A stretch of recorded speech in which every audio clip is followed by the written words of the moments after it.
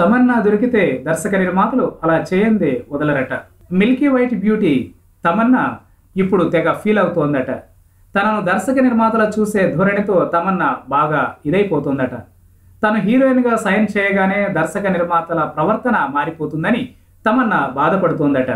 మరి అంతగా బాధపడిపోవడానికి ఆసక్తికరమైన రీజనే ఉంది.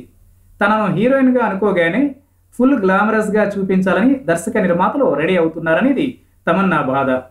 ముందుగా ఎవరైనా హీరోయిన్ని అనుకుని ఆ తర్వాత తనను ఎంచుకుంటే దర్శక నిర్మాతలు స్క్రిప్ట్లో చేంజ్ చేస్తున్నారని, గ్లామరస్ ఎక్స్పోజింగ్ సీన్ల మోతాదును పెంచేస్తున్నారనేది తమన్నా ఫిర్యాదు.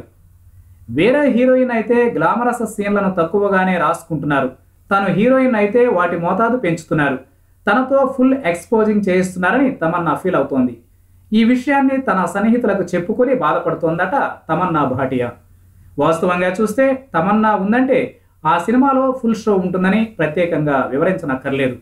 ఆఖరికి బాహుబలి వంటి సినిమాలో తమన్నా గ్లామర్ను ఒక రేంజ్లో చూపించారు. ప్రస్తుతానికి టాలీవుడ్లో తమన్నాతో ఎక్స్పోజింగ్ చేయించినట్లుగా ఎవరితోనూ చేయించడం లేదు. ఈ నేపథ్యంలో తమన్నా ఇలా బాధపడిపోతోంది. తనను కేవలం ఆ లుక్స్తోనే చూస్తున్నారని తన ఆవేదనను సన్నిహితుల వద్ద వెళ్ళగక్కుతోందట ఈ బ్యూటీ. మరి తప్పదు కదా, కోట్ల రూపాయలు పారితోషికం ఊరికే వస్తుందా? మిగతా హీరోయిన్లతో తనతో చేయించినట్లుగా ఎక్స్పోజింగ్ చేయించాలని బాధపడుతున్న తమన్నా మిగతా హీరోయిన్లకు తనకిచ్చినంత పారితోషికం కూడా ఇవ్వడం లేదని గుర్తించాలి.